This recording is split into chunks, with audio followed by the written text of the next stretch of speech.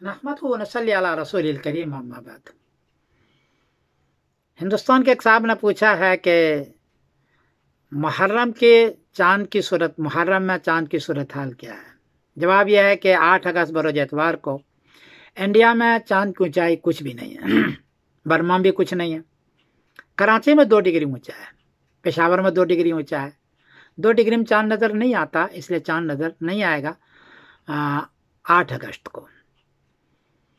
9 अगस्त बरोज पीर को इंडिया में चांद की ऊंचाई है 11 डिग्री, बर्मा में चांद की ऊंचाई है 10 डिग्री मगरिब के बाद। कराची में चांद की ऊंचाई है 11 डिग्री, पेशावर में चांद की ऊंचाई है 10 डिग्री। चूँकि 9 डिग्री में चांद मुश्किल से नज़र आता है, 10 डिग्री में आसानी से नज़र आता है। 9 अगस्त बरोज पीर को चांद 10 डिग्री या उससे ऊंचा है, इसलिए इंडिया में, बर्मा में, बांग्लादेश में, कराची में, पेशावर में नज़र आएगा।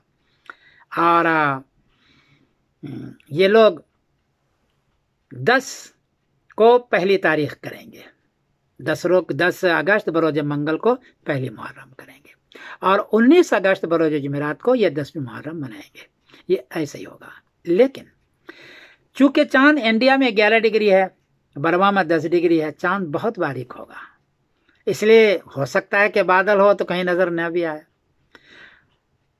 और कहीं नज़र आ जाए। इसलिए कहीं भी नज़र आ जाए तो आप ले लें, और इन सारे खित्ते में 19 अगस्त बरोज जुमेरात को आप 10वीं मुहर्रम मना लें, इसलिए कि चांद आसमान पर है, अगरचे बारीक है, 50 मिनट से कम के अंदर रह रहा है, लेकिन चांद आसमान पर है जो गवाही दे रहा है 9 की शाम को, वो गवाही सच्ची है। आप ले लें, मेरी ये गुजारिश है।